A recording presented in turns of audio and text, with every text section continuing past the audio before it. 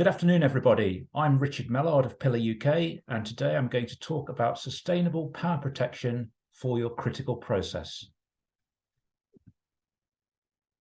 So, learning objectives for today. We're going to have a look and understand at how the UK grid has evolved and the move from centralised to embedded generation and the challenges that this creates. We're then going to recognise the need for a UPS for your critical process to protect you from some of those challenges. We're going to have a look at fundamental UPS technologies, conversion methods, energy storage methods, and some sustainability considerations. Please feel free to ask questions at the end. So just before we start, a little bit about myself. As I say, I'm Richard Mellard, Head of Sales at Piller UK. I've been with the company approximately 3 years. Obviously, we deal with critical power protection. For my entire career prior to that, I was dealing with standby power in one way or another. I would say today is not a sales presentation by any means. It is a factual presentation that we hope will prove useful. And you could really regard it more of a CPD session, a continuing professional development session. So let me assure you, it is certainly not a hard sell. Okay. So why is it important to protect your critical application? Well, let's consider any critical manufacturing process. And these could be wide-ranging. We may simply be protecting a computer system. We may be protecting an extrusion process. We've had some, frankly, weird and wonderful applications and processes, everything from chocolate tempering to baking bread. It really doesn't matter. The reality is most processes are very, very sensitive to voltage, frequency fluctuations on the grid. And indeed, basically, clean power is an absolute fundamental for really any sensitive process. It's a fundamental fact that the grid power these days is not clean. It's certainly not 100% reliable. And these risks are increasing all the time. We're going to have a look at this in a little more detail later. So it's a fact that the grid is certainly becoming more unstable.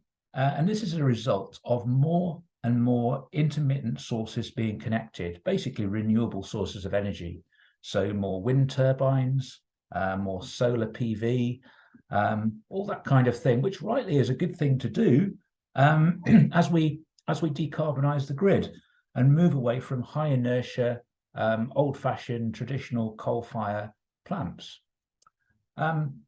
You know, it is moving at pace, and as this continues, I'm afraid that the grid is going to start to become less consistent and somewhat more intermittent. I want to talk about one event that happened on the 9th of August 2019. Now, some of you may remember it, possibly depending on where you were and what you were doing at that time of the day, on that date. And this caused large parts of England and Wales to be without power for quite some time, seemingly in quite a random manner. Overall, it left about 1 million customers across the UK without power. It had some major impacts on airports, rail networks, and large organisations being affected. It clearly wasn't a great situation. And I want to have a look at the events that led up to that. And this really demonstrates just how finely balanced the modern grid is, and I guess the risk to your critical process moving forward. So I've got a little chronology here of what actually happened on the day. Now, I don't intend to read through every line. I'll allow you to do that in your own time. I'll leave it up for a few minutes.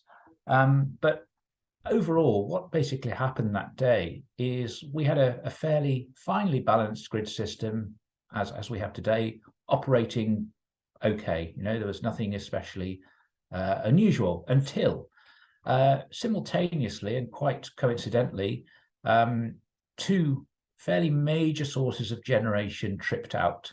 One was a wind farm, and one was a gas-fired power generation station.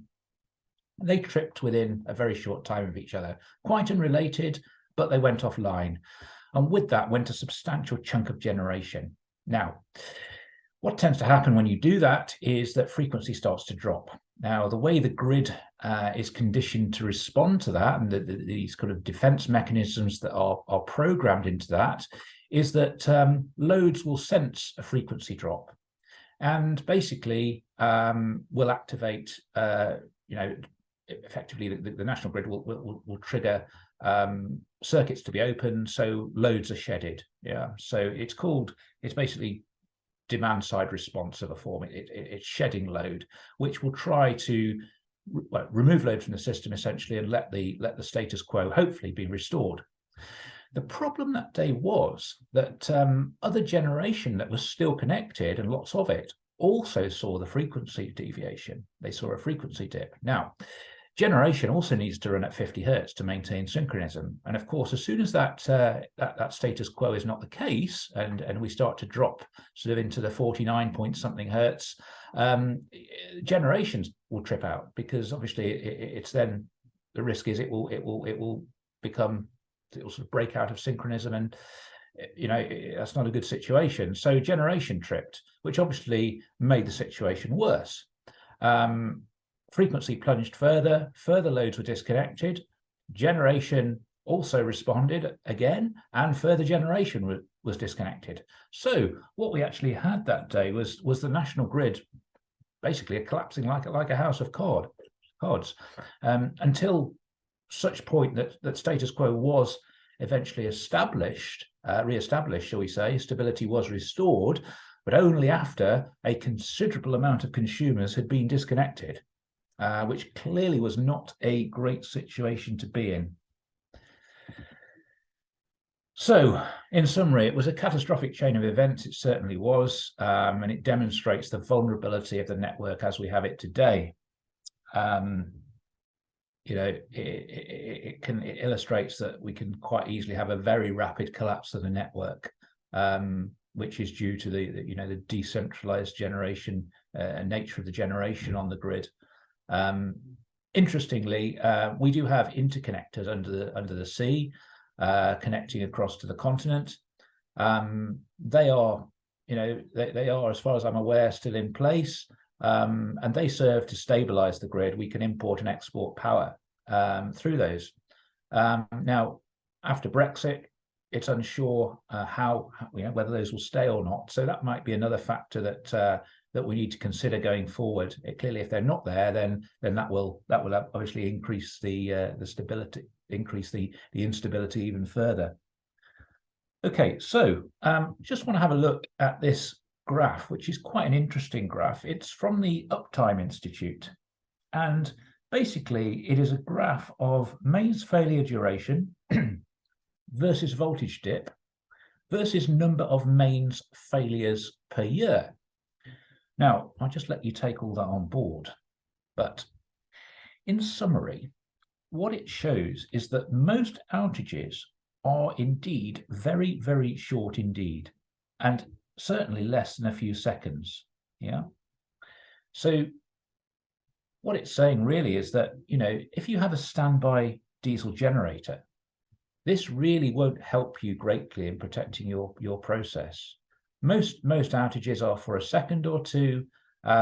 Your diesel genset sitting in the basement will barely have seen the situation by the time the problem has gone past and wreaked its havoc on your sensitive process. Clearly a diesel generator will not help you at all, and many people may believe that it will, but it will barely be cranking itself into action by the time the issue has gone away. So we need something a little more, and this is what is called a UPS, or an uninterruptible power supply. And this can deal not only with mains disturbances, mains outages, poor quality mains-borne power, but it can also deal with disturbances caused by the load. And there are some very difficult loads to run indeed. There really are. They can distort the load, and we can have a look at that in a little more detail later on. So, just want to have a look at what a UPS is in a level further down, just to give you a bit more of a feel for it. So a UPS can basically provide two functions. It can provide what we term as ride through, which will either enable a controlled systematic shutdown of your process given a mains outage, or it will provide you sufficient time to start your generator and get that online, so ultimately you as a consumer won't know there's any problem with the mains power grid, even if it's a sustained outage. So it really can do those two things first and foremost. The other thing that it can do is it can condition poor quality mains power. And as we've seen earlier, due to the really fragile nature of the grid and the switching transients of wind turbines and into new renewable energy sources that are constantly switching in and out, buffeting the grid, mains power is certainly not clean. And the red wave, which should really be a sine wave on the left of the screen, that's typical of what you might see. It's probably a worst case and a bit over-egged, but that is a dirty old mains. Whereas ideally, the blue graph on the right-hand side is a clean sine wave, and is basically what you would hope to see coming out of the mains, and indeed is what a UPS would provide for you. So it will take the mains, it will take the dirty mains, it will clean it up, and it will spit out a clean sinusoidal wave that will be free from interruptions, free from dirt, free from outages. So just in summary, mains disturbances can be short interruptions, they can be total failures, they can be voltage fluctuations, frequency fluctuations, glitches, harmonics. UPS will clean that for you. Load disturbances are also created by some fairly nasty loads, particularly motors and variable speed drives. They can create all sorts of harmonics, transients, overloads. We can have short circuits, we can have imbalanced loads, load fluctuations such as like pulsing loads, which again can cause havoc with your mains incomer, can play havoc with other consumers connected to a common point of coupling. And particularly if you have a fairly weak supply, perhaps in a rural area or something, this can be a big issue. So UPS is a very, very useful kit, and certainly does much more than just protect against an outage, which is what some people just seem to think it does. So, moving on, I want to consider now the two fundamental types of UPS, and there really are only two. We have basically two units two types of unit rather that are widely known, which are mechanically coupled and electrically coupled. Okay, so mechanically coupled and electrically coupled are really the two fundamental product groups of UPS. Okay, and they really only differ in terms of how they are how the energy source is coupled into them. So the first one that I'll talk about is the mechanically coupled system. Now, this is really the traditional means of a UPS. It's known to some people as a DRUP system, and what you essentially have here is a diesel engine, a shaft, a generator, an alternator, a clutch, and some bearings, all sitting on the one commonly aligned shaft. We can have a little more detailed look at it here.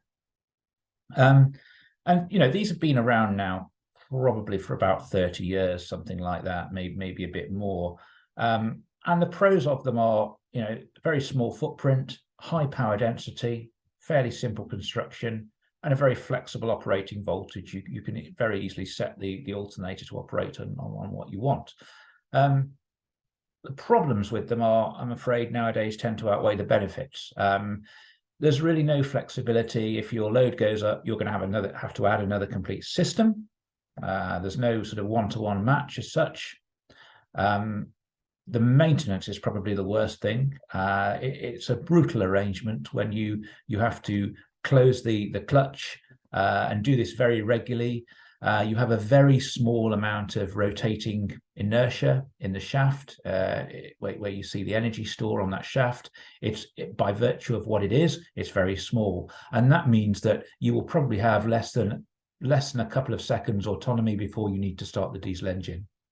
What that in turn means is your diesel engine will be started very, very often. You'll get a lot of wear on the engine, a lot of wear on the bearings, on the clutch, and hence a lot of maintenance.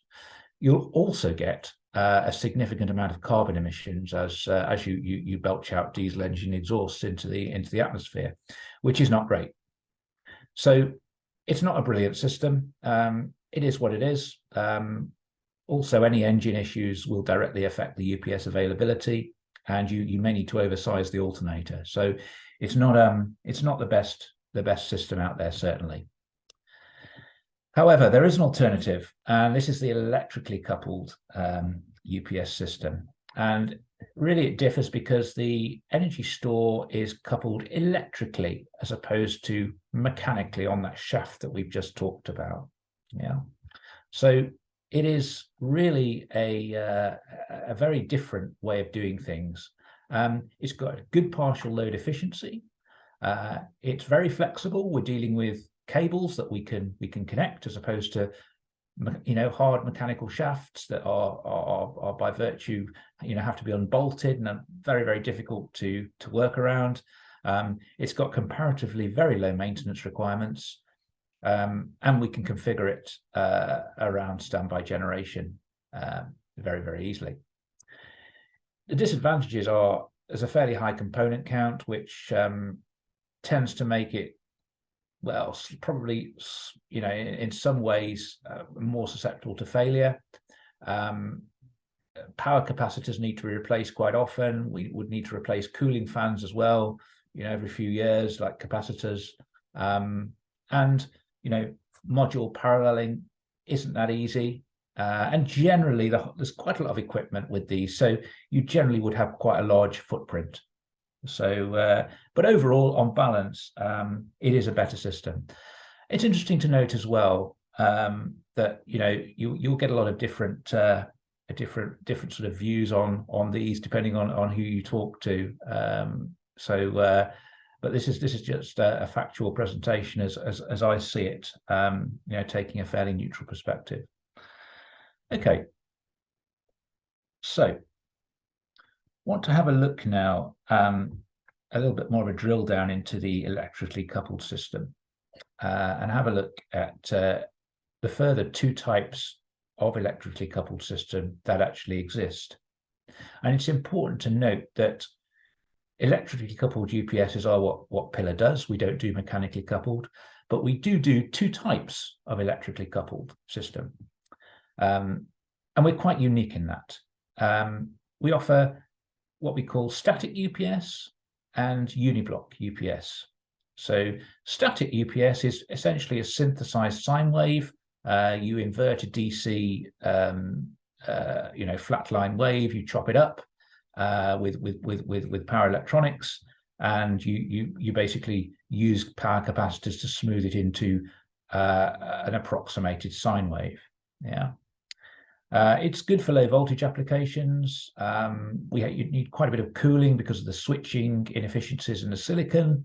So you need fans. A lot of components tends to reduce reliability a little bit with these. But overall, it's not a bad system.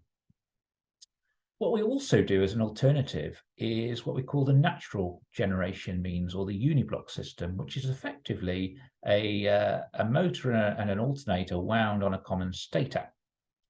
Now, you could actually consider this as a rotating transformer. It effectively filters out the many mains-borne disturbances that you get, and it benefits from a much reduced component count. Module sizes are into the megawatts. There's no power capacitors to replace. There's no cooling fans apart from an axial fan which sits on the shaft. Again, no electric motors to replace with the fans. Very, very reliable. Easily integrated to both high voltage and low voltage systems, and has a very high MTBF consequently. It is a very, very reliable system indeed. So, staying with electrically coupled UPS, I wanted now just to have a look at energy storage options. So obviously, an electrically coupled UPS needs an energy store. What form may that take? Well, it basically has two fundamental types: chemical energy and kinetic energy. Chemical energy can be via batteries of some means, either VRLA, that's valve regulated lead acid, or lithium-ion batteries, or indeed wet cell batteries. If it's kinetic energy, we can basically store that energy in a flywheel. And yeah, I mean, we obviously, a mechanically coupled device UPS is inherently kinetic energy backed, but as I say, an electrically coupled device may be either backed by stored chemical energy in the form of batteries or a flywheel. So we can really do either. Other options may include compressed air, fuel cells, PV, wind turbines. There's a lot, but the latter ones that I refer to there aren't particularly commonplace in the market, should we say, currently at least. Okay, so moving on, just want to consider now a summary of energy storage options. So looking at both mechanically coupled and electrically coupled systems. So with a mechanically coupled system, as we alluded to earlier, there's really only one option available, and that's a kinetic energy store mounted on the shaft, the common shaft, with the engine, the clutch, the bearings, and the alternator. Yeah, and by virtue of that, as I said earlier, it needs to be a fairly small mass and a fairly small energy store, and generally it's good for probably a second or two of autonomy before you need to start your diesel. The electrically coupled systems, you are far more flexible, and you can have really anything you want there, to be fair. So electrically coupled is certainly the way to go. And as I said earlier, Piller doesn't do mechanically coupled systems. We do only electrically coupled. Okay, so I wanted just now to have a look at the two main types of chemical energy storage, which are batteries, and those are valve-regulated lead acid and lithium-ion batteries. So if we go down the battery storage route to provide your autonomy, this is basically the two commonplace commercial options on the market today. VRLA, it's very well understood. It's simple, been around a long time, don't need any special controller. It's fairly low cost and tends to be fairly recyclable. Lithium-ion, on the other hand, has a very high power density. It has zero memory effect. It has a high cyclic capacity, but you do need a control system and to manage the batteries. There are some challenges around recycling, and as yet, certainly environmental impact remains unclear.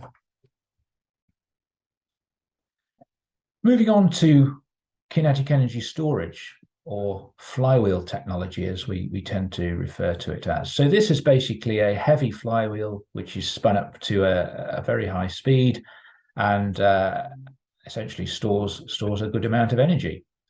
Much more so than the rotating mass on a DRUPS shaft that we've referred to several times earlier with the mechanically coupled arrangement.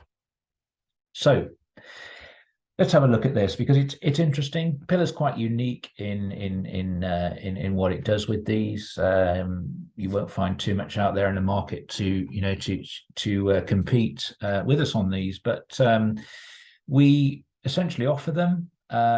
They're simple to install. There's no aircon requirements like with batteries. You don't have to keep them in a special temperature, a special atmosphere. They have a fairly small footprint compared with a battery. Fairly low replacement costs. They will last 20 years, probably just with a bearing change. A battery, you'll probably be replacing it after 7 or 10 years, maybe less, depending on how it's been treated. You can recharge them very, very quickly. And they're very, very reproducible in terms of you'll always know how much energy you put in and how much you can get out, unlike a battery, which tends to degrade over a period of time, and discharge capacity of a battery can be quite uncertain, really. You don't need to monitor them. You don't need to monitor them from like you do batteries. You don't need to attend site to do that. You don't need to attend site to renew them so regularly as batteries, although obviously they will need to be replaced and maintained at some point. And the big thing with them is they are highly, highly recyclable. You're dealing with something which is mainly copper and iron. Compared to any type of battery, way, way more recyclable, way, way more sustainable, certainly. So just a bit of a summary, really. Battery and battery-free solutions. So batteries certainly have their place, despite the environmental concerns with them, and despite the renewal problems with them, that they do have to be renewed every so many years. As I say, 7 to 10 years is common, but they do have their place, and that place really is where you require autonomy for your system, i.e. bridging time to bridge an outage measured in minutes. So if you want 5 or 10 minutes bridging time while your mains is out to safely shut down your process or whatever you want to do, you have no option but to specify a battery. By contrast, a battery-free flywheel solution, or the Piller Power Bridge as we know it, flywheel solution, will only provide you with seconds, probably up to a minute of autonomy. So that likewise, they have their place. And we'll look at an example shortly to illustrate that. And as I said, all of the other things very sustainable. They don't degrade. There's very little maintenance. And you can actually rapidly recharge them. They'll recharge in a matter of minutes by spinning up the weight, spinning up the mass. Batteries may take hours. So clearly they have some advantages, but like batteries, they have their place, and they have their limitations. So just working towards the end here, I just want really to sort of finish off with a little case study. Looks at we had a application in a bakery which lost power for some time, and basically as part of that, we saw that food product had become jammed under a hot grill. It was effectively on a conveyor belt. Now the electricity went off, the conveyor belt stopped, and it basically the food product overcooked and ignited, caught fire, and the bakery burnt down. Not a great situation. So they needed something really that could keep their process running for long enough to clear the oven of food product and ensure a safe shutdown. And we offered them a power bridge which provided 60 seconds of ride through after the mains was unavailable, which was just enough time to clear the ovens out and basically safely shut down the process, thus assuring a safe and controlled shutdown. It can also be used as well in stabilization, what we call grid stabilization for CHP applications. So some applications have what we call CHP, where electricity is generated on site, and the process heat is recovered from the engine is also used on site. They also generally maintain a coupling to the grid as well. But they tend to, the gas engines that generally run these don't respond very well to load changes rather. And we can use the power bridge together with one of our UPSs to stabilize that situation. So it's another area whereby we can sort of use a power bridge to offer more of a stabilization scenario. So just really coming to the end now and summarizing a few points here. So hopefully today we've understood a little bit about how the UK grid has evolved, the move from centralized to embedded generation, and the challenges that this creates. We've recognized the need for a UPS and the fundamental UPS technologies that are on offer in terms of conversion method and energy storage method. And we've hopefully understood why a battery-free solution may be better for your process and also for the environment. So just looking to see what questions we've had come in throughout the session. I've got 3 questions here, which are particularly relevant. Some really good questions, actually. First one is the stability of the grid likely to improve anytime soon? The answer to that really is not that I can see. Government is committed to, I believe, installing new nuclear generation moving forward, but I don't believe that will be online anytime soon, probably not for 10 years. In the meantime, we need to decarbonize and we need to install more renewable power generation. So I can actually see for the next decade this situation getting worse. So clearly not a great situation from a grid stability viewpoint. Second point that I have is a generator always required with a UPS? Well, no, it's not. And clearly, the case study that we showed just now shows you that if you just want to safely shut down your process, you can certainly do that. That's not a problem.